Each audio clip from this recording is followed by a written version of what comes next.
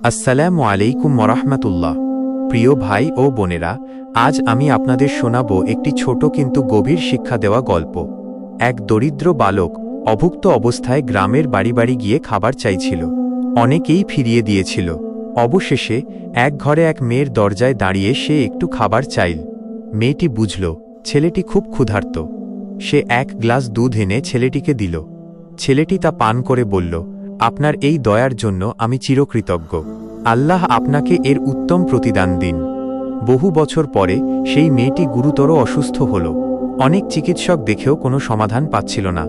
একদিন একজন নামকরা ডাক্তার তার চিকিৎসা গ্রহণ করলেন এবং আল্লাহর রহমতে সে সুস্থ হয়ে উঠল।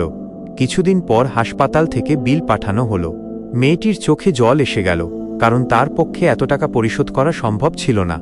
কিন্তু বিলের নিচে একটি লাইন লেখা ছিল, এক গ্লাস দুধের বিনিময়ে পরিশোধ করা হয়েছে। ডা হাওয়ার্ড কেলি। প্রিয় দর্শক, এটাই ইসলামের শিক্ষা। দয়া ও সাহায্যের মনোভাব আল্লাহর কাছে কখনো বৃথা যায় না।